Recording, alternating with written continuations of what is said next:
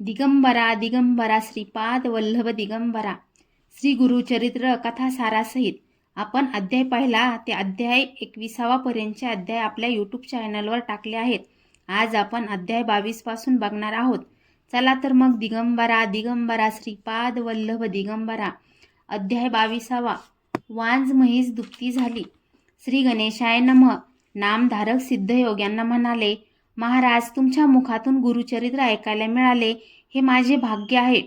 तुम्ही मला भेटल्यामुळे मी धन्य झालो आहे. तुमच्या कृपाप्रसादाने मला परमार्थाविषयी रुची निर्माण झाली आहे. तुम्ही मला श्री गुरु नृसिंह सरस्वती स्वामी महाराज गाणगापुरात आल्याचे सांगितलेत. आता कृपा करून तेथील वृत्तांत सांगा. तेव्हा त्यांनी पुढील कथा सांगण्यास सुरुवात केली. म्हणाले, गाणगापूर येथे भीमा व अमरजा यांचा संगम आहे. हे स्थान अतिशय पवित्र असून तिथे 8 तीर्थे आहेत. श्री गुरु तिथे गुप्त रूपाने राहिले होते.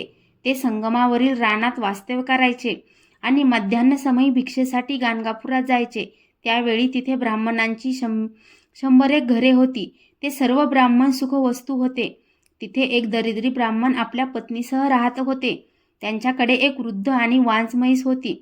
तिचा उपयोग नदीकाठच्या मळ्यात खारी माती वाहून नेण्यासाठी केला जात असे. त्याबद्दल त्यांना भाडे दिले जाई. श्री गुरु त्याच ब्राह्मणाकडे नित्य प्रेमाने भिक्षेसाठी जात असत. ते पाहून लोक हसायचे व त्यांची निंदा करत म्हणायचे, या यतींना काही तारतम्यच नाही. आपल्या घरी रोज विविध प्रकारचे ताजे अन्न शिजते. अर्थात आमच्याकडून उत्तम भिक्षा मिळण्याची शक्यता असूनही हे त्या भिकारड्याकडे जातात. याला काय म्हणावे. ते ब्राह्मण गरीब असले तरी सात्विक वृत्तीचे आणि भाविक होते. म्हणूनच भक्तवत्सल श्री गुरु त्यांच्याकडे भिक्षेसाठी जात असत. त्या ब्राह्मणांचे पुण्य खूप थोर होते. म्हणूनच श्री गुरुची पावले त्यांच्या घराला लागत होती. वैशाखातील एके दिवशी श्री गुरु नेहमीप्रमाणे त्यांच्या घरी गेले होते. तीव्र उन्हातून आलेल्या या यतीश्वरांना त्यांच्या पत्नीने नमस्कार केला. त्यांना बसण्यासाठी आसन दिले व म्हणाल्या, माझे पती धान्य घेऊन एवढ्यात येतीलच, तोपर्यंत तुम्ही विश्रांती घ्या. त्यावेळी त्यांची म्हैस अंगणातच बांधलेली होती. तेव्हा त्यांच्या बोलण्यातली आर्तता जाणून श्री गुरु म्हणाले, बाई, धान्य नाही म्हणून मला थांबवू नका. भिक्षा म्हणून या म्हशीचे दूध दिले तरी चालेल. तेव्हा त्या म्हणाल्या, महाराज, ही म्हैस वांज आहे, म्हातारी आहे. हिने कधीही दूध दिले नाही. म्हणून आम्ही तिला माती वाहून नेण्यासाठी उपयोगात आणतो आणि त्यातून मिळणाऱ्या उत्पन्नावरून गुजराण करतो. त्यावर श्री गुरु म्हणाले, तुमचे म्हणणे मला पटत नाही. तुम्ही हिचे दूध काढून आणा बरं. तेव्हा त्या ब्राह्मणी एक काष्टपात्र घेऊन त्या म्हशीचे दूध काढण्यासाठी गेल्या. तिचे आचळ पाण्याने स्वच्छ धुतले आणि त्या दूध काढू लागल्या. तर काय आश्चर्य, त्या म्हशीला पान्हा फुटला. तिने 2 भांडी भरून दूध दिले. ते दूध त्यांनी घरात नेले.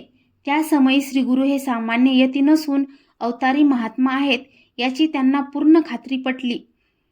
त्यांनी दुधाचे भांडे श्री गुरूंना प्रेमपूर्वक अर्पण केले.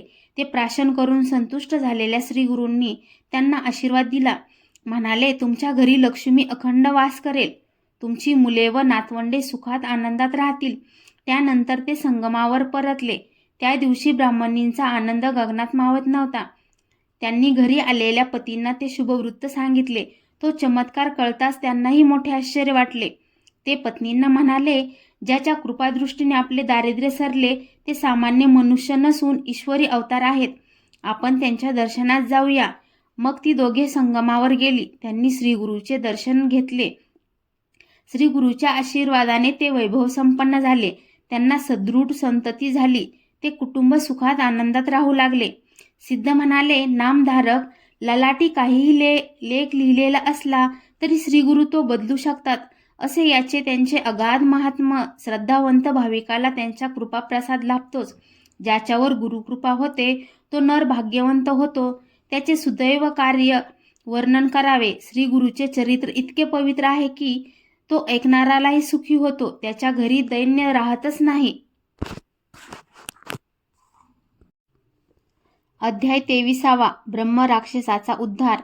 श्री गणेशाय नमः. सिद्ध म्हणाले, नामधारक श्री गुरु नृसिंह सरस्वतींनी आपली अगम्य लीला दाखवली. त्यांच्या कृपादृष्टीने त्या दरिद्री ब्राह्मणाच्या वांज म्हशीला दूध आले. दुसऱ्या दिवशी कोणी ग्रामस्थ त्यांच्या घरी आले आणि माती वाहून नेण्यासाठी म्हैस मागू लागले. तेव्हा ते म्हणाले, माझी म्हैस दूध देऊ लागली आहे, आता मी हिला माती वाहून नेण्यासाठी देणार नाही. मग त्यांनी त्यांच्या समक्षच 2 भांडी भरून दूध काढले. ते पाहून त्या लोकांना मोठे नवल वाटले.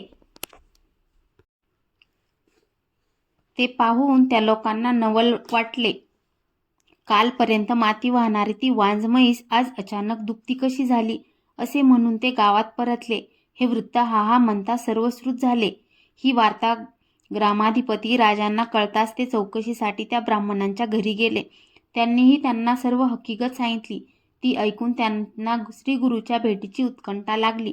ते आपल्या परिवारासह संगमावर गेले. तेथील अरण्यात एकांतात राहणाऱ्या श्रीगुरूंचे दर्शन घेतले. त्यांना साष्टांग प्रणिपात केला.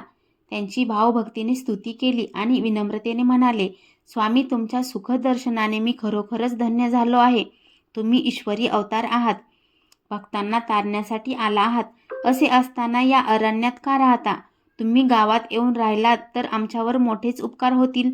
गाणगापूर पावन होईल. मी तुमच्यासाठी मठ बांधून देतो.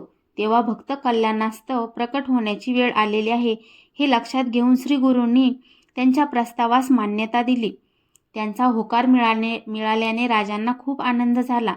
त्यांनी श्रीगुरूंना पालखीत बसवून नानाविध वाद्यांच्या गजरात समारंभपूर्वक नगराकडे नेले. तिथे वेशीवर जमलेल्या लोकांनी त्यांचे उत्स्फूर्त स्वागत केले. त्यांना औक्षण केले आणि सन्मानाने नगरात नेले. त्या गावाच्या पश्चिमेस एक उत्तुंग पिंपळ होता. त्याच्या जवळ एक ओसाड घर होते. त्या पिंपळावर एक महाभयंकर ब्रह्मराक्षस राहत असे. तो अतिशय क्रूर आणि नरभक्षक होता. त्याच्या भीतीने कोणीही तेथे फिरकत नसे. श्रीगुरूंची पालखी त्या पिंपळापाशी आली तेव्हा तो ब्रह्मराक्षस त्यांच्या सन्मुख मनुष्य रूपात प्रकट झाला व त्याने त्यांचे पाय धरून म्हणाला, स्वामी, मी घोर अंधकारात बुडालो आहे. तुमच्या दर्शनाने माझी पूर्वजित सर्व पातके नष्ट झाली आहेत. आता कृपा करून माझा उद्धार करा. मी तुम्हाला शरण आलो आहे.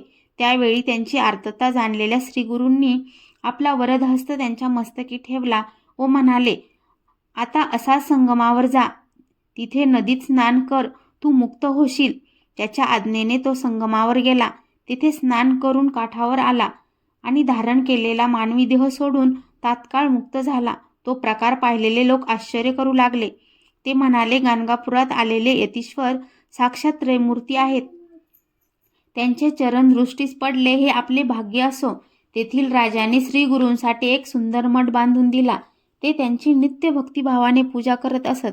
श्रीगुरू अनुष्ठानासाठी रोज संगमावर जात असत व मध्यान्हसमयी गावामध्ये परतून येत असत. एखादे वेळी राजा त्यांना पालखीत बसून इष्ट त्या ठिकाणी घेऊन जात असत. त्यावेळी त्यांना दळभारही बरोबर असे. वास्तविक त्या ऐश्वर्याची व लवाजम्याची श्रीगुरूंना काहीच आवश्यकता नव्हती. पण राजा अत्यंत भाविक असल्यामुळे भक्ताधीन श्रीगुरू त्यांना समाधान वाटण्यासाठी त्यांच्या इच्छेला मान देत असत. हळूहळू त्यांची सर्वदूर ख्याती झाली. त्यावेळी कुमसी गावात त्रिविक्रम भारती नावाचे एक तपस्वी ब्राह्मण राहत होते. त्यांना 3ही वेदांचे ज्ञान होते. ते नृसिंहासी नित्य मानस पूजा करत असत. त्यांनी श्रीगुरूची कीर्ती ऐकली आणि पालखीतून हिंडणे, लोकांच्या इच्छेनुसार वागणे, ऐश्वर्यात राहणे हे खेळ चतुर्थाश्रमाला शोभत नाहीत. हे यती नक्कीच दांभिक असावेत असे म्हणून त्यांनी निंदा करू लागले. अंतर्ज्ञानी श्रीगुरूंनी ही गोष्ट जाणली आणि त्यांना भेटायचे ठरवले. नामधारक त्यानंतर काय नवल घडले ते सांगतो, ऐका. अध्याय 24. त्रिविक्रम भारती. श्री गणेशाय नमः. सिद्ध म्हणाले, नामधारक कुमसी गावचे त्रिविक्रम महामुनी आपली दांभिक संन्यासी म्हणून लोकांमध्ये निंदा करत आहेत. हे श्रीगुरू नृसिंह सरस्वती जाणले होते. वेदज्ञ त्रिविक्रमाकडून नकळत साधू निंदेचे पाप घडत होते. म्हणून त्यांना प्रत्यक्ष भेटून त्यांचा गैरसमज दूर करावा असा हेतू मनात धरून त्यांनी स्वतःच तिथे जाण्याचे ठरवले. राजांनी त्यांना प्रवासाची तयारी केली. पालखी सजवली, अश्वगज शृंगारले आणि दळभार सिद्ध केला. मग श्रीगुरूंची स्वारी वाद्याच्या गजरात गाणगापुराहून कुमसी गावी निघाली. त्यावेळी त्रिविक्रम भारती नृसिंहाची मानसपूजा करत होते. पण काही केले त्यांचे दृढ ध्यान लागत नव्हते आणि मनपटलावर त्यांच्या आराध्य दैवताचीही मूर्ती प्रकट होत नव्हती. त्यामुळे आजच असे का घडत आहे हेच कळत नसल्यामुळे ते चिंताग्रस्त झाले. आज माझे इष्टदैवत अशी अपेक्षा का करत आहेत? माझी एवढ्या वर्षाची आराधना, माझे तपसामर्थ्य आज व्यर्थ झाले, असे अनेक विचार त्यांना बेचैन करू लागले. त्यांनी डोळे उघडून पाहिले तेव्हा नदी तीरावरून श्री गुरुची पालखी येताना दिसली. त्या पालखीत श्री त्रिविक्रम भारतीच्या इष्टदेवतेचे अर्थात श्री नृसिंहाचे रूप घेऊन बसलेले दिसले आणि त्यांच्या समवेत आलेल्या राजाच्या दळभारातील सर्व सैनिकही श्री गुरुसारखेच दंडधारी संन्यासी आहेत असे दिसले. ते दृश्य पाहून त्रिविक्रम भारतींनी मोठे आश्चर्य केले. त्याचा सर्व ताठा ज्ञानाचा अहंकार क्षणार्धात गळून पडला. आपण जे पाहत आहोत तो भ्रम आहे की सत्य हेच त्यांना कळेना. ते पालखीपाशी धावले आणि तित विराजमान असलेल्या नृसिंहांना, आपल्या इष्टदेवतांना वंदन करून विनम्रतेने म्हणाले, महाराज, तुम्ही श्री नृसिंहाचे दर्शन देऊन मला धन्य केले आहे. तुमच्या समवेत असलेली ही सर्व दंडधारी यती मंडळी एकसारखी दिसत आहे. तुमचे स्वरूप अचित्य आहे, जे मज पामराला कसे कळणार? म्हणून माझी तुमच्या चरणी अशी प्रार्थना आहे की या दासावर कृपा करून त्याला निज स्वरूपात दर्शन द्या. त्यांनी त्यांची मनपूर्वक स्तुती केली. त्यामुळे प्रसन्न झालेल्या श्रीगुरूंनी आपली योग माया आवरून त्यांना आपले तेजस्वी निजरूप दाखवले आणि म्हणाले, तुम्ही आमची निंदा करता, आम्हाला दांभिक म्हणता. हा तुमचा गैरसमज दूर करण्यासाठीच मी इथे आलो आहे. तुम्हाला तुमच्या मानसपूजेतील नृसिंहमूर्तीचे दर्शन झाले ना, मग मी दांभिक आहे की नाही हे तुम्हीच ठरवा. त्रिविक्रम भारतीच्या मनातील सर्व संशय दूर झाला होता. श्री गुरु व आपले दैवत एकच आहेत आणि श्री गुरु हेच चराचरी व्याप्त परमात्मा आहेत याची त्यांना खूण पटली होती. ते श्री गुरूंना शरण गेले आणि त्यांच्याकडून अज्ञानाने घडलेल्या चुकीची क्षमा मागून म्हणाले, गुरुदेव, तुम्ही करुणासागर आहात, या बालकाचा उद्धार करा. तेव्हा ते म्हणाले, वत्स, तुमच्या भक्तीवर मी प्रसन्न आहे. तुम्हाला सद्गती प्राप्त होईल. परमार्थ साध्य करून तुम्ही ईश्वराशी एकरूप व्हाल. तुम्हाला पुनर्जन्म नाही. त्रिविक्रम भारती तयारीचे साधक होते. त्यांचा अल्प दोष दूर करणे आवश्यक होते. ते साध्य करून श्री गुरूंनी त्यांचा उद्धार केला आणि ते गाणगापुरात आले. नामधारक गुरूंना व्यक्ती समजण्याची चूक कधीच करू नये.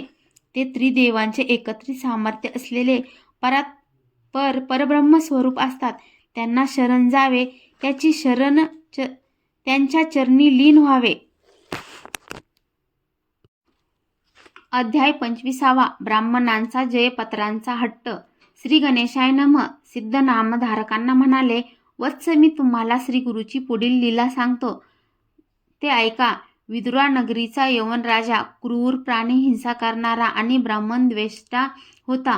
तो राजसभेत ब्राह्मणांमध्ये वादविवाद घडून आणायचा आणि विद्वान ब्राह्मणांना बोलावून मला वेदांचा अर्थ समजावून सांगा, मी तुम्हाला भरपूर द्रव्य देईन, असे सांगायचा. त्यांच्यापैकी जे ज्ञानी असायचे ते आम्ही वेदज्ञ नाही असे म्हणून निघून जायचे, पण जे लोभी असायचे ते त्या दृष्टापुढे वेद पठण करायचे. मग यज्ञकांडांचा अर्थ ऐकून तो म्हणायचा, तुम्ही हिंदू दुसऱ्यांना दोष देता. तुमच्या यज्ञात पशु हत्या चालते. मग आम्ही पशु हिंसा केली तर काय बिघडते? ते ऐकून ब्राह्मण गप्पच बसत असे. पण असे असले तरी तो विद्वानांचा सन्मान करायचा. त्यामुळे वेदशास्त्रात पारंगत असलेले देशोदेशीचे अनेक ब्राह्मण द्रव्य लालसेने त्याच्याकडे जायचे. एकदा 2 ब्राह्मण राजदरबारात आले व म्हणाले, राजा, आम्ही 3ही वेद उत्तम जाणतो. त्यामुळे वादविवादात आम्हाला जिंकू शकेल असा तोलात मोलाचा पंडित अजून तरी भेटलेला नाही. म्हणून तुमच्या नगरात वा राज्यात कोणी श्रेष्ठ वेदज्ञ असल्यास 4ही वेदावर चर्चा घडून आणावी. तेव्हा त्यांनी नगरातील सर्व विद्वजनांना पाचारण केले व म्हणाला, तुम्ही यांच्याशी चर्चा करा. जे जिंकतील त्यांना मी भरपूर बिदागी देईल. तेव्हा आलेले ब्राह्मण म्हणाले, आम्ही यांच्याशी काय वाद घालणार, कारण प्रकांड पंडित असाच याचा सर्वत्र दबदबा आहे. तेव्हा त्याने त्या दोघांचा मोठा गौरव केला आणि त्या ब्रह्मवृद्धाचे प्रमुख म्हणून घोषित केले.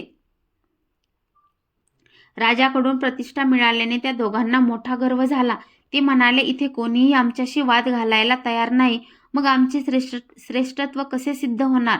म्हणून आम्ही दिग्विजयासाठी जातो. आम्ही सर्वत्र हिंडून ब्राह्मणांशी वाद घालू आणि त्यात पराभूत होणारे आणि वाद न घालता आमचे श्रेष्ठत्व मान्य करणारे अशा सर्व विद्वानांकडून जयपत्रे घेऊ.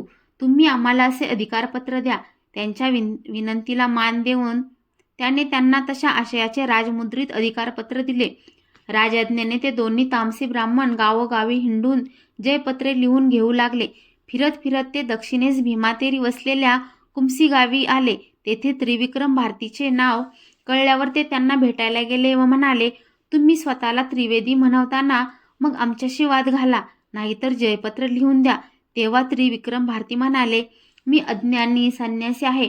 भिक्षेवर चरितार्थ चालवतो. मी वेदज्ञ असतो तर राजाकडून मान मिळून तुमच्यासारखा ऐश्वर्यात व आरामात राहिलो असतो. तुम्ही खूप थोर आहात.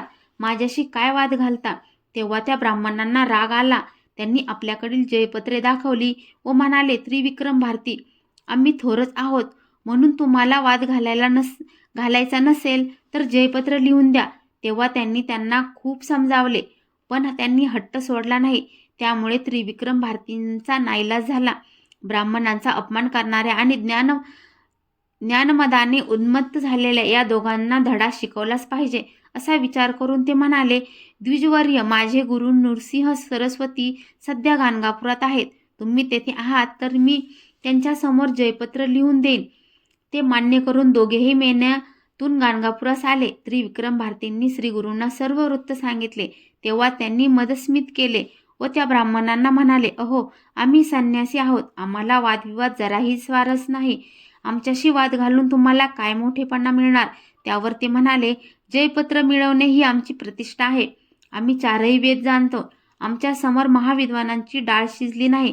तिथे तुमच्यासारख्या संन्याशांची काय मिजास? म्हणून बऱ्या बोलाने चर्चा करा, नाहीतर हरलो असे लिहून द्या. श्री गुरु म्हणाले, द्विजवर्य, एवढा गर्व बरा नाही. गर्वाने भल्या भल्यांना किती दुःख संकटांना तोंड द्यावे लागते याचे पुराणामध्ये अनेक दाखले आहेत. अहो, वेद अनंत आहेत. ज्यांना ब्रह्मादिकांना थांग लागत नाही तिथे तुम्ही आम्ही काय चर्चा करणार? तुम्ही स्वतःला चतुर्वेदी म्हणवताना मग वेदांताविषयी तुम्हाला काय माहिती आहे ते तरी कळू देत.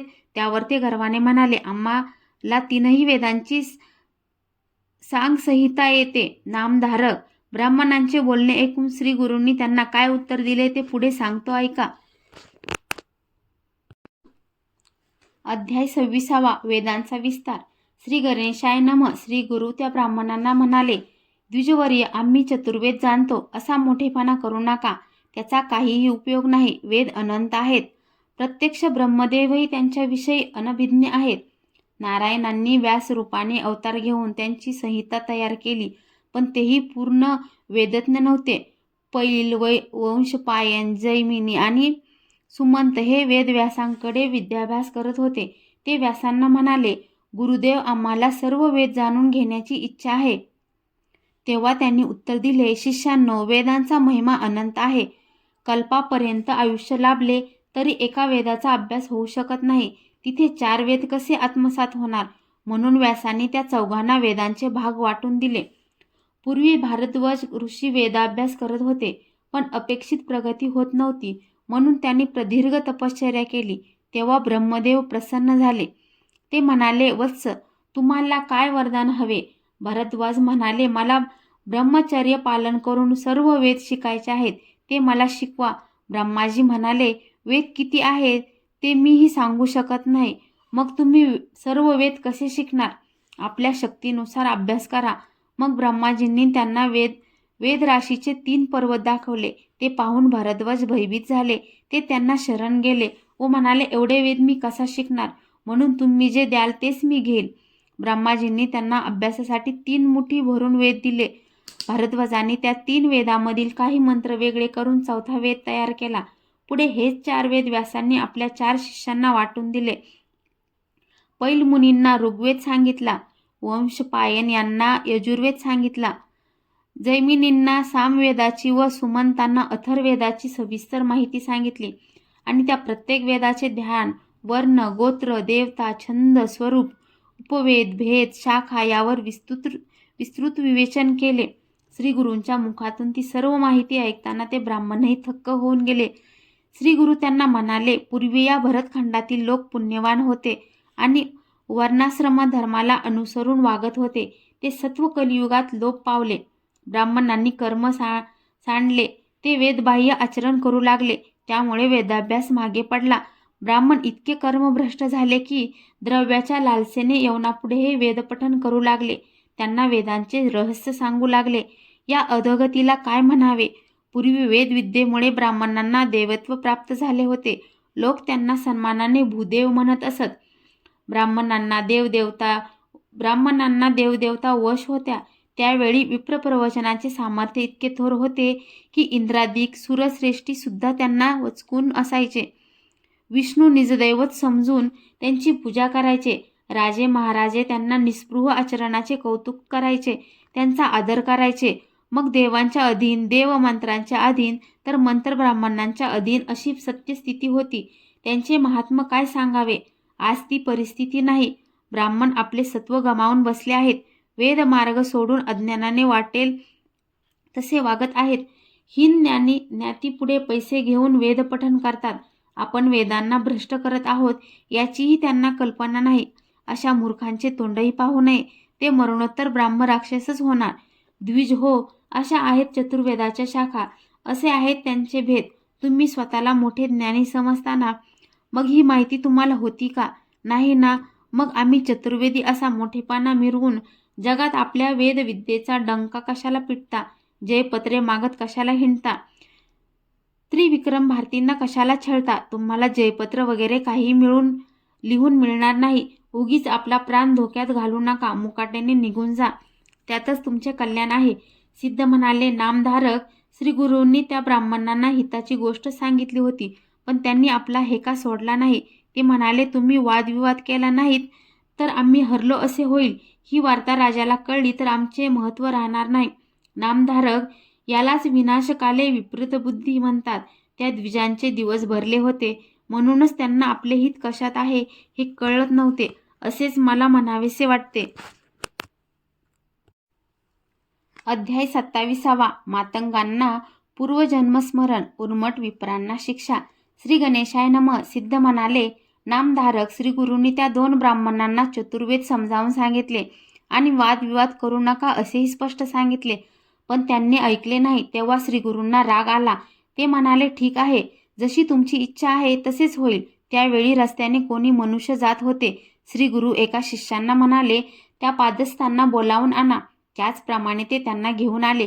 श्रीगुरूंनी त्यांची चौकशी केली असता ते म्हणाले, स्वामी, मी मातंग जातीचा आहे, गावाबाहेर राहतो. तुम्ही मला बोलावले यातच माझे पूर्व सुकृत पळास आले. तुमच्या दर्शनाने मी धन्य झालो. त्यांनी श्रीगुरूंना साष्टांग दंडवत घातला. श्रीगुरूंनी आपला दंड एका शिष्यांना दिला व जमिनीवर 7 समांतर रेषा काढायला सांगितल्या. त्याचप्रमाणे त्यांनी रेषा काढल्या. मग श्रीगुरू त्या मातंगांना म्हणाले, आता एक एक रेषा ओलांडून पुढे या आणि मी विचारलेल्या प्रश्नांचे उत्तर दिल्यावरच पुढील रेषा ओलांडा. त्याचप्रमाणे ते एक रेषा ओलांडून पुढे आले. श्रीगुरूंनी त्यांना विचारले, आता तुम्ही कोण आहात? ते म्हणाले, मी किरात जातीचा आहे, माझे नाव वनराखा असे आहे.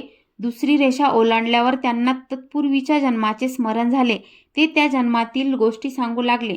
तेव्हा उपस्थित सर्वांनाच मोठे आश्चर्य वाटले. तिसरी रेषा ओलांडून ते म्हणाले, माझे नाव गंगासूत, मी गंगेच्या काठी राहतो. चौथी रेषा ओलांडून ते म्हणाले, मी शुद्ध आहे. 5वी रेषा ओलांडून ते म्हणाले, माझे नाव सोमदत्त, मी वैश्य आहे. 6वी रेषा पार करून ते म्हणाले, माझे नाव गोविंद, मी क्षत्रिय आहे. क्षणोक्षणी लोकांची उत्कंठा वाढत होती. शिष्यही संभ्रमात पडले होते. श्रीगुरूंची अभिनव लीला त्यांना कशी कळणार? शेवटी मातंगांनी 7वी रेषा ओलांडली व ते म्हणाले, माझे नाव अध्यापक, मी ब्राह्मण असून वेदशास्त्रांचा ज्ञाता आहे. श्रीगुरूंचा हेतू साध्य झाला होता. ते मातंगांना म्हणाले, तुम्ही स्वतःलाच वेदशास्त्राचा ज्ञाता म्हणवता, तेव्हा इथे आलेल्या या 2 विप्रांशी वादविवाद करा. त्यानंतर श्रीगुरूंनी अभिमंत्रित विभूती त्यांच्या सर्वांगावर प्रोक्षण केली. तर काय आश्चर्य, त्यांच्या ठायी पूर्ण ज्ञानाचा उदय झाला. ते अखल्लित वेदपठण करू लागले. तो चमत्कार पाहून वादासाठी आलेले ते उर्मट ब्राह्मण अक्षरशः भयभीत झाले. त्यांच्या मुखातून शब्द फुटेना, त्यांच्या हृदयातून कळा येऊ लागल्या, त्यांच्या सर्वांगाला घाम फुटला. ते थरथर कापू लागले, स्वतःची निंदा करू लागले आणि श्रीगुरूंच्या चरणी लोळण घेऊन क्षमायाचना करू लागले. त्यांनी त्यांची स्तुती केली व करुणा वचने भाकली. तेव्हा श्रीगुरू त्यांना म्हणाले, तुम्ही मदांध होऊन अनेक ब्राह्मणांचा धिक्कार केलात.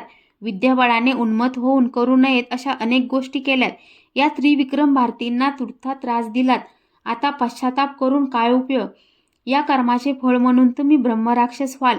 ती भविष्यवाणी ऐकून दोघे ब्राह्मण फारच शोकाग्रस्त झाले आणि काकुळतीने उशाप मागू लागले. तेव्हा श्री गुरु म्हणाले, तुम्ही 12 वर्ष ब्रह्मराक्षस व्हाल. तुम्हाला कृतकर्माचा पश्चाताप झाल्यामुळे तुम्ही शांत राहाल. तुम्हाला उद्विग्नता नसेल. पुढे पर्यटन करणारे एक ब्राह्मण तुम्हाला भेटतील. तेव्हा तुम्ही शुक्ल नारायण असा शब्द उच्चाराल. त्याच्या पुढील वाक्य ते तुम्हाला सांगतील. तेव्हाच तुमचा उद्धार होईल. तुम्ही राक्षस योनीतून मुक्त व्हाल. आता तुम्ही नदीतीरी जा. श्री गुरुच्या आज्ञेने ते दोन्ही ब्राह्मण गावाबाहेरील नदीतीरी गेले. तेथे हृदयक्रिया बंद पडून त्यांना मृत्यू आला. ते ब्रह्मराक्षस झाले. सिद्ध पुढे म्हणाले, नामधारक, श्री गुरूंनी ज्या मातंगांना 7 रेषा ओलांडण्यास सांगून सप्तजन्माचे स्मरण करून दिले, त्यांनी श्रीगुरूंना वंदन केले व म्हणाले, स्वामी, तुम्ही त्रिकाल ज्ञानी आहात, अंतसाक्षी आहात. मी पूर्वी ज्ञानी ब्राह्मण होतो. मग माझ्याकडून असे कोणते महादोष घडले की मी मातंग म्हणून जन्मलो? कृपया याचा उलगडा करावा. या प्रश्नाला उत्तर देऊन श्रीगुरूंनी त्यांचे समाधान केले. तो वृत्तांत पुढे सांगतो. अध्याय 28. मातंगांना पूर्वस्थितीवर आणले. श्री गणेशाय नमः. सिद्ध नामधारकांना म्हणाले. त्यानंतर मातंगांनी श्रीगुरूंना विचारले, स्वामी, मला कोणत्या दूषित कर्मामुळे हीन यातीत जन्म मिळाला? तेव्हा त्यांनी हीन गती प्राप्त होण्यास कोणकोणती दुष्कर्मे कारणीभूत होतात आणि कोणत्या पापामुळे कोणते रोग होतात यावर विस्तृत विवेचन केले. त्यावेळी त्रिविक्रम भारतींनी विचारले, गुरुदेव, एखाद्याकडून चुकून पाप घडले तर त्याने काय करावे? श्रीगुरू म्हणाले, ज्याला स्वतःच्या कुकर्माबद्दल खरोखरच पश्चाताप वाटतो त्याचे पाप संपूर्ण जळून जाते.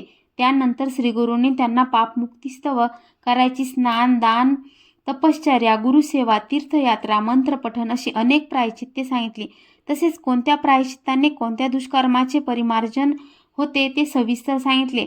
त्यानंतर श्रीगुरू मातंगांना उद्देशून म्हणाले, पूर्वी ब्राह्मण असताना गुरुनिंदा, मातृपितृनिंदा असे अपराध केल्यामुळे अधोगती प्राप्त होऊन तुम्हाला सध्या मातंग म्हणून जन्म मिळाला आहे. तुम्ही महिनाभर संगमावर स्नान करा, म्हणजे तुमच्या पूर्वदोषाचे क्षालन होऊन तुम्ही पुन्हा ब्राह्मण कुळात याल. मातंग म्हणाले, श्री गुरुदेव, तुमच्या कृपेने मला पूर्वजन्म स्मरण व ज्ञानप्राप्ती झाली आहे आणि मी तुम्हाला शरणही आहे. आता तुम्हीच माझा उद्धार करा. विप्रत्व देऊन मला धन्य करा. तेव्हा श्रीगुरू म्हणाले, सध्या तुम्ही मातंग आहात. तुम्हाला वेद म्हणता येत असले तरी समाज तुम्हाला ब्राह्मण म्हणून कधी स्वीकारणार नाही. लोक तुमची निंदा करतील. विश्वामित्र जन्माने क्षत्रिय होते. त्यांनी प्रदीर्घ तपश्चर्या केली होती. ते स्वतःला ब्राह्मण समजायचे आणि लोकांनी आपल्याला ब्रह्मर्षी म्हणावे असे त्यांना नेहमी वाटायचे. वशिष्ठ हे अर्ध ऋषिकुळाचे अधर्वयू विश्वामित्रांनी त्यांना सल्ला विचारला. तेव्हा ते म्हणाले, शास्त्राने क्षत्रियांना तपश्चर्येसाठी मान्यता दिलेली नाही. मग तुम्हाला ब्रह्मर्षी कसे म्हणणार? तुम्ही ब्राह्मण नातीत जन्म घ्या. व्रतबंध, गायत्री जप आदी संस्काराने शुद्ध व्हा. तपश्चर्या करा. मगच तुम्हाला ब्रह्मर्षी म्हणता येईल. त्यांच्या बोलण्याचा विश्वामित्रांना भयंकर राग आला. एकदा ते वसिष्ठांचा वध करण्यासाठी गेले होते. तेव्हा वसिष्ठासारख्या ब्रह्मर्षीची हत्या केल्यास फार मोठे पातक लागेल व मी आणखीनच पतित होईल असा विचार करून त्यांनी ते दुष्कर्म टाळले. त्यानंतर त्यांनी वसिष्ठांना आपल्या घरी भोजनास बोलावले. त्या समयी त्यांच्या मनातून वैरभावनाचे समूळ निरसन झालेले आहे हे जाणून वसिष्ठांनी त्यांचे निमंत्रण स्वीकारले. ते विश्वामित्रांना म्हणाले, तुमच्या मस्तकावर सूर्याच्या उन्हाने शिजवलेले अन्न मी ग्रहण करीन. त्याप्रमाणे विश्वामित्रांनी केले असता सूर्यकिरणांच्या दाहकतेने त्यांचे क्षात्र शरीर जळून गेले. मग त्यांनी योगबळाने ब्राह्मणाचा नवीन देह धारण केला. वसिष्ठांनी त्यांच्या घरी भोजन केले. त्यानंतर त्यांना ब्रह्मर्षी म्हणून मान्यता मिळाली. मातंगांना श्रीगुरूचे म्हणणे पटले, पण प्राप्त झालेले ज्ञान आणि विद्वत्तेचे सुख यामुळे आपण पुन्हा मातंग व्हावे हे त्यांना पटेना. त्यांनी श्रीगुरूपाशी मी ब्राह्मण आहे, मला पुन्हा हीन यातीत लोटू नका असा हट्टच धरला. तेवढ्यात त्यांच्या पत्नी व मुले धावतच तेथे आली. पत्नी त्यांच्यापाशी जाऊ लागल्या. तेव्हा ते रागाने ओरडले, पुढे याल तर खबरदार, मी ब्राह्मण आहे, मला शिवण्याचे धाडस करू नका. ते ऐकून त्या थक्कच झाल्या. उपस्थितांनी त्यांना सर्व प्रकार सांगितला. तेव्हा भविष्याच्या चिंतेने व्याकुळ होऊन त्यांनी हंबरडा फोडला. त्यांचा आक्रोश पाहून श्रीगुरूंनी मातंगांना समजावण्यास खूप प्रयत्न केला. तेव्हा ते म्हणाले, स्वामी, ज्ञानप्राप्ती झाल्यावर मी ज्ञातिभ्रष्ट कसा होऊ? श्री गुरूंनी ओळखले, हे असे ऐकणार नाहीत. मग त्यांच्या सूचनेनुसार शिष्यांनी एका धनासक्त ब्राह्मणांना तिथे आणले. श्री गुरूंनी त्या ब्राह्मणांना मातंगाच्या अंगावर स्वहस्ते पाणी ओतण्यास सांगितले. त्यांनी नदीवरून घागर भरून आणली. ती त्यांच्या अंगावर रिकामी केली. त्या पाण्याने श्री गुरूंची प्रोक्षण केलेले अभिमंत्रित भस्म धुवून गेले. त्या योगे त्यांचे जातीस्मरणही निघून गेले. ते आपल्या पत्नीपाशी गेले व म्हणाले, तुम्ही इथे कशासाठी आला आहात? मी इथे काय करतो आहे? छे, मला काहीच कळत नाही. ते गोंधळलेल्या अवस्थेतच कुटुंबासह घरी गेले. लोकही आश्चर्य व्यक्त करत आपापल्या कामाला गेले.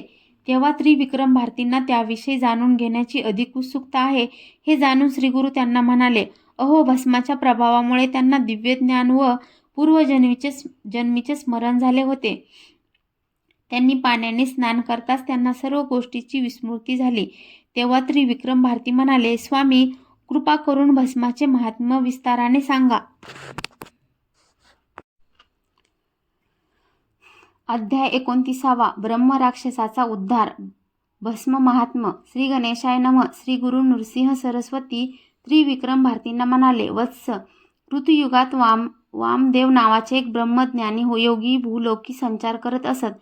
एकदा ते कौचारण्यातून जात होते. तेथे एक नरभक्षक ब्रह्मराक्षस राहत असे. त्याने धावत येऊन त्यांच्यावर झडप घातली. तेव्हा त्यांच्या अंगावरचे भस्म त्याच्या अंगाला लागताच त्याची सर्व पापे जळून गेली. त्याची क्षुधा, तृष्णा, उद्विग्नता, तगमग नाहीशी झाली. त्याला पूर्वजन्माचे स्मरण झाले. त्याने त्यांचे पाय धरले व म्हणाला, मुनीश्वर, तुम्ही ईश्वर आहात. तुमच्या अंगस्पर्शाने मी पावन झालो आहे. माझा उद्धार करा. त्यांनी विचारले, तू कोण आहेस? तो म्हणाला, तपोनिधी. या क्षणी मला पूर्वीचे 25 जन्म आठवत आहेत. पहिल्या जन्मात मी यवनराजा होतो. मी उन्मत्त होऊन प्रजेला छळले, पतिव्रतांना भ्रष्ट केले. पुढे मला क्षयरोग झाला. शत्रूंनी माझे राज्य बळकावले. मृत्यूनंतर मी नरकात पडलो. त्यानंतर मी प्रेत योनीत जन्मलो. मग मी क्रमाने वाघ, अजगर, लांडगा, डुक्कर, सरडा, कुत्रा, कोल्हा, हरिण, ससा, माकड, मुंगूस, कावळा, अस्वल, रानकोंबडा, गाढव, मांजर, बेडूक, कासव, मासा, उंदीर, घुबड, हत्ती व आता ब्रह्मराक्षस असे जन्म घेतले. हे प्रभू, आज तुमच्या अंगस्पर्शाने मला पूर्वजन्म आठवले व मन शांत झाले. तुमच्या अंगी एवढे सामर्थ्य कसे आले? वामदेव म्हणाले, अरे, हा सर्व माझ्या अंगावरील भस्मांचा प्रभाव आहे. त्याच्या स्पर्शामुळेच तुझ्या ठायी ज्ञान प्रकट झाले. मी तुला एक कथा सांगतो. त्यावरून भस्माचा प्रभाव किती श्रेष्ठ आहे हे तुझ्या लक्षात येईल. द्रविड देशात एका कर्मभ्रष्ट ब्राह्मणांचे पतित स्त्रीशी संबंध होते. त्यामुळे कुटुंबियांनी व ज्ञाती बांधवांनी त्यांच्यावर बहिष्कार टाकला. चरितार्थाचे साधन नसल्याने ते चोऱ्या करू लागले. एकदा चोरी करत असताना एका पतिताने त्यांचा वध केला आणि त्यांचे प्रेत गावाबाहेरील स्मशानापाशी टाकले. तिथे एक कुत्रा भस्मावर बसला होता. तो प्रेत खाण्यासाठी आला होता. तेव्हा त्याच्या पोटावरचे भस्म त्या प्रेताच्या कपाळाला व अंगाला लागले. इकडे यमदूत त्या ब्राह्मणांच्या सूक्ष्म देहाला पीडा देत यमलोकी जात होते. शिवदूतांनी त्यांच्या प्रेताला भस्म लागलेले पाहिले. त्यांनी यमदूतांना गाठले व त्या ब्राह्मणांचा सूक्ष्म देह त्यांच्याकडून हिसकावून घेतला आणि त्यांना पळवून लावले. हे वृत्त कळताच यमराज संतापाने शिवदूतांपाशी आले व म्हणाले, माझ्या दूतांना तुम्ही का मारलेत? हे ब्राह्मण पापी आहेत. यांना तुम्ही शिवलोकी कसे नेता? शिवदूत म्हणाले, या ब्राह्मणांच्या सर्वांगावर भस्म लावलेले आहे, त्यामुळे हे पावन झाले आहेत. भस्मचर्चित देह असलेल्या प्रत्येकाला कैलासलोकी आणलेच पाहिजे, अशी आमच्या स्वामींची आज्ञा आहे. ते ऐकून त्यांचा राग शांत झाला. त्यांनी आपल्या दूतांना भस्म, त्रिपुंडक व रुद्राक्ष धारण करणाऱ्या कोणालाही यमलोकी आणू नये असे समजावले, बजावले. म्हणूनच मी भावभक्तीने भस्म धारण करतो. वामदेवांचे बोलणे ऐकून ब्रह्मराक्षस म्हणाला, महाराज, मी राजा असताना पाथस्थानची सोय व्हावी म्हणून रानात तळे बांधले होते. चरितार्थ चालवण्यासाठी ब्राह्मणांना शेत जमीन दान दिल्या होत्या. त्या पुण्याईनेच मला तुमची भेट झाली. आता मला भस्मधारण विधी समजावून सांगा. ते म्हणाले, पूर्वी मंदर पर्वतावर देवसभा भरली असताना सनतकुमारांनी शिवजींना विनंती केली, प्रभू, पापक्षय होऊन मोक्षप्राप्ती साध्य होईल असे एखादे साधन मानवांच्या कल्याणासाठी सांगा. शिवजी म्हणाले, सुकलेले गोमय जाळून जी राख मिळते तेच भस्म होय. संधोजात मंत्राने ते तळहातावर घ्यावे, अग्निरीती मंत्राने अभिमंत्रित करावे, मानस्तोके मंत्राने अंगठ्याने मळावे, त्र्यंबक मंत्राने भाळी लावावे, त्रयायुष्य मंत्राने कपाळावर, भुजावर व शरीरावर अन्य स्थानी लावावे. मध्यमा, अनामिका व अंगुली या 3 बोटांनी त्याच मंत्रोच्चारावर भुवयांच्या समांतर 3 आडव्या रेषा काढून अंगठ्याने मध्यरेषा काढावे. याला त्रिपुंडक म्हणतात. सर्व वर्णाश्रमाधर्माच्या लोकांनी भस्म त्रिपुंडक लावावा. त्या योगे पूर्व पापांचे निरसन होऊन मनुष्य पुण्यात्मा होतो. त्याला सर्व तीर्थस्नानांचे, यात्राचे व जपाष्टुनाचे पुण्य मिळते. आयुरारोग्य, यश, कीर्ती, ज्ञान व सौख्य लाभते. कुळांचा उद्धार होतो. 4ही पुरुषार्थ साध्य होतात. तो स्वर्ग, ब्रह्म आणि वैकुंठ लोकी दीर्घकाळ वास्तव्य करून शिवसायुज्यात प्राप्त करतो. ज्याला मंत्रोच्चार येत नाही त्याने ओम नमः शिवाय असे म्हणून ते भक्तिभावाने धारण करावे. त्यालाही तेच पुण्यफल मिळते. ते ऐकून सनतकुमार देव आणि ऋषींना मोठे समाधान वाटले. भस्म महात्म्य श्रवण केल्यावर ब्रह्मराक्षसाने वामदेवांना त्याचा उद्धार करण्याची काकुळतीने प्रार्थना केली. तेव्हा त्यांनी त्याला अभिमंत्रित भस्म दिले. त्या भस्माने त्याचे स्वतःच्या भाळी त्रिपुंडक लावला. त्याच्या प्रभावाने त्याला दिव्य देह प्राप्त झाला. वामदेवाच्या कृपाप्रसादाने त्याला देवलोकी परमगती मिळाली. त्रिविक्रम वामदेव हे शिवावतार होते. योग्याचे ईश्वर होते. ते जगत कल्याणासाठी संचार करायचे. त्यांनी ब्रह्मराक्षसाचा उद्धार केला. गुरुसेवेची आवड हे साधन मार्गाचे सार आहे. ते ऐकून श्री विक्रमांना परमानंद झाला. श्री गुरूंना वंदन करून ते कुमसी गावी परतले. अध्याय 30. ब्राह्मणींचा शोक, साधूंचा उपदेश. श्री गणेशाय नमः. सिद्ध म्हणाले, नामधारक श्री गुरु नृसिंह सरस्वती स्वामी महाराज गाणगापुरात राहत असताना आदिव्याधींनी गांजलेल्या अनेक लोकांचे त्यांनी कल्याण केले. त्यामुळे त्यांची सर्वदूर कीर्ती झाली. उत्तर देशात माहूर गावी गोपीनाथ नावाचे एक श्रीमंत ब्राह्मण राहत असत. ते व त्यांच्या पत्नी दत्तोपासना करत असत. त्यांची मुले जगत नव्हती. पुढे दत्तकृपेने एक पुत्र झाले. त्यांचे दत्त असे नामकरण करण्यात आले. गोपीनाथ व त्यांच्या पत्नींनी त्यांना लाडाकोडात वाढवले. यथावकाश त्यांची मुंज केली. 12व्या वर्षी विवाहही केला. सर्व सुखात आनंदात चालले होते. पण नियतीच्या मनात काही वेगळेच होते. 16व्या वर्षी त्यांना क्षयरोग झाला. माता पित्यांनी त्यांच्यावर असंख्य उपचार केले, पण उपयोग झाला नाही. त्यांना एकसारखा ताप येऊ लागला. अन्न पाणीही रुचेना. ते अंथरुणाला खिळले.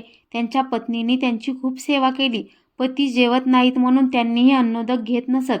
शेवटी वैद्यांनी दत्त वाचणार नाहीत असे स्पष्ट सांगितले. ते ऐकून त्यांच्या पत्नी व माता पित्यांना अश्रू अनावर झाले. दत्तांनी त्यांचे सांत्वन केले. म्हणाले, आई बाबा, आपला जेवढा ऋणानुबंध आहे तेवढाच मी जगणार आहे. आता मला निरोप देण्याची वेळ आली आहे. तुमची सेवा करायची माझी इच्छा राहूनच गेली. मग ते पत्नींना म्हणाले, तुम्ही माझ्यासाठी सोसलेले सर्व कष्ट व्यर्थ ठरले. मी तुमचा वैरीच होतो जणू. तुम्हाला जराही सुख दिले नाही. आता तुमचे सौभाग्यही राहणार नाही, म्हणून तुम्ही माहेरी जा. तेव्हा त्या म्हणाल्या, नाथ, मी तुमच्याशिवाय जगूच शकत नाही. मीही तुमच्याबरोबर सहगमन करीन.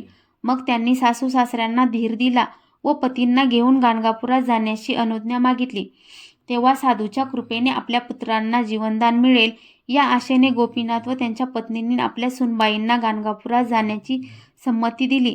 तेव्हा आपल्या आजारी पतींना डोलीत बसवून त्या महत्प्रयासाने गाणगापुरास आल्या. तेथे एका धर्मशाळेत उतरल्या. त्यांनी गावात चौकशी केली. तेव्हा श्री गुरु स्नानासाठी संगमावर गेल्याचे कळले. तेव्हा पतींना सांगून आपणही संगमावर जावे असा विचार करून त्या धर्मशाळेत आल्या. तो काय ते केव्हाच गतप्राण झाले होते. त्यांचा निष्प्राण देह पाहून त्या साध्वीच्या डोळ्यासमोर अंधार पसरला. त्या गडबडा लोळून हंबरडा फोडून आक्रोश करू लागल्या. उरात तीक्ष्ण सुरी भोसकून जीव द्यायचा उद्युक्त झाल्या, पण लोकांनी त्यांना आवरले. बाया बाबड्या त्यांचे सांत्वन करू लागल्या. त्या असहाय्य होऊन रडत होत्या आणि स्वामी गुरुदेव, मी मोठ्या आशेने इथे आले होते, पण तुम्ही मला निराश केलेत. सौभाग्यासाठी मी मंगळागौर पूजली, पण तीही माझ्यावर रुसली. कुठे गेले माझे पुण्य? नियतीने माझे मंगळसूत्र लुटले. आता मी काय करू? या दुःखद वृत्ताचे माझे सासू सासरे प्राणत्याग करतील. अशा प्रकारे मी 3 हत्यांना कारणीभूत ठरेन. लोक माझी निंदा करतील, आता हे जगणेच नको असे म्हणून दुःख व्यक्त करत होत्या. तेवढ्यात तिने एक जटा भस्म त्रिशूलधारी साधू आले. ते त्यांना म्हणाले, कन्या, नियतीच्या इच्छेनेच सर्व काही घडत असते. तुम्ही कितीही शोक केलात तरी तुमचे पती जिवंत होणार नाहीत. प्रत्येक जीव आपापल्या प्रारब्ध कर्मानुसार जन्मतो, सुख दुःख भोगतो आणि मरतो. पूर्वकर्म भोगल्याशिवाय कोणाचीही सुटका होत नाही. सर्व सृष्टी मायेने व्याप्त असल्यामुळे जन्मल्याबरोबर नातीगोती जोडली जातात आणि मृत्यूने त्यांच्यावर पडदा पडतो. जाणाऱ्या येणाऱ्याबद्दल जेवढी भावनिकता जोडलेली असते त्या प्रमाणात मागचा दुःख करतो. संसार स्वप्नवत आहे, चंचल आहे, सतत भ्रमित करणारा आहे. काळ देवादिकांनाही सोडत नाही. तिथे मनुष्याची काय कथा. तुमचे अनेक जन्म झाले आहेत, तेव्हाही तुम्ही कोणाच्या तरी पत्नी होतात. या जन्मातल्या पतींची आठवण काढून तुम्ही आज रडता का? नाही ना, मग आताही रडू नका. हा देह काय आहे? पंचमहाभूतांचा गठ्ठा, मलमूत्राचे आगार. यातून प्राण गेला की दुर्गंधीने भरलेले जडद्रव्य. याचा काय मोह धरता? तुम्ही कोण आहात? कुठून आलात? तुमचे स्वरूप कसे आहे? या गोष्टीचा विचार करा.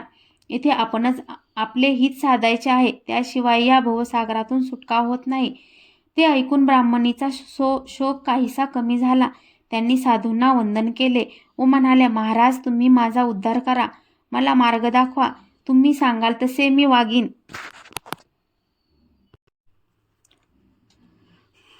अध्याय 31. पतिव्रतेचा आचारधर्म. श्री गणेशाय नमः.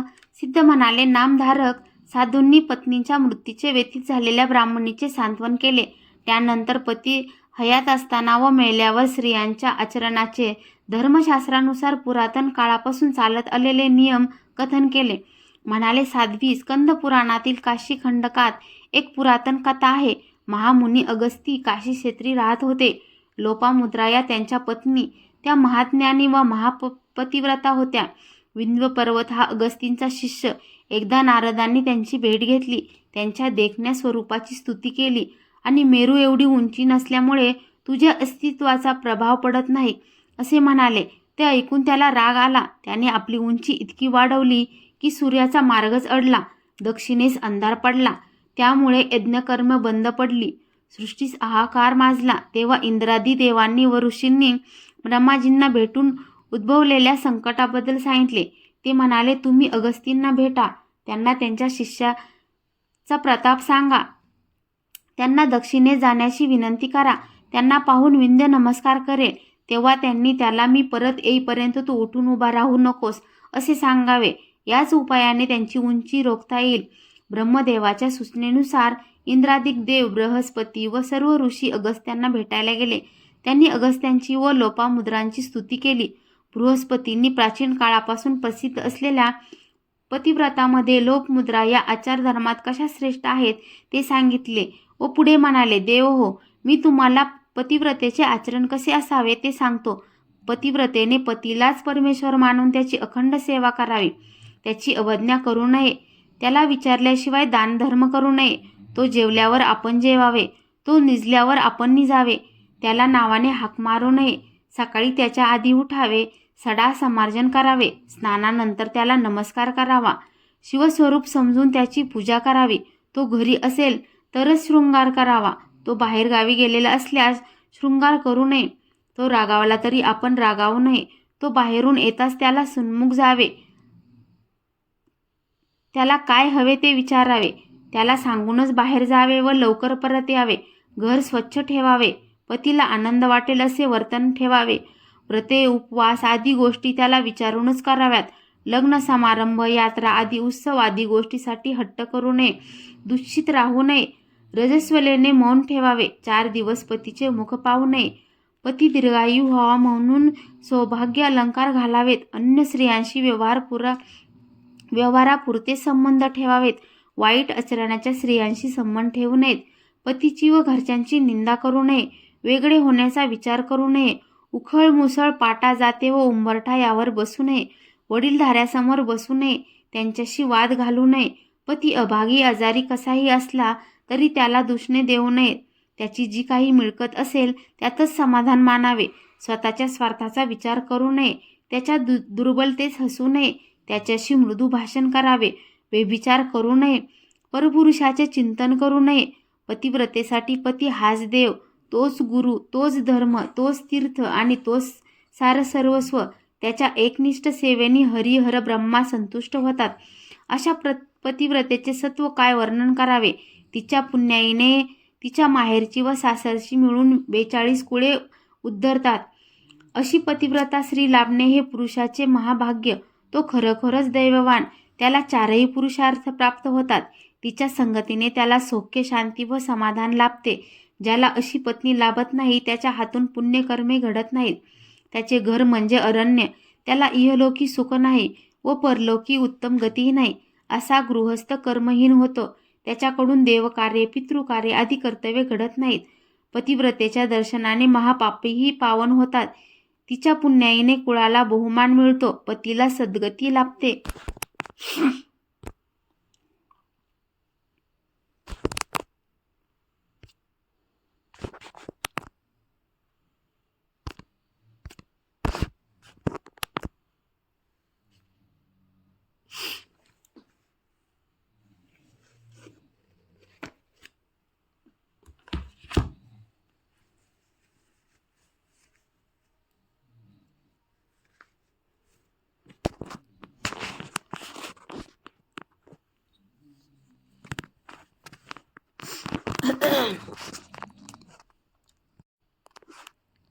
तुम्हाला आमच्या चॅनलवरील असेच नवनवीन व्हिडिओ पाहायला, ऐकायला आवडत असतील तर तुम्ही आमच्या चॅनलला नक्कीच लाईक, शेअर व सबस्क्राईब करू शकता. धन्यवाद.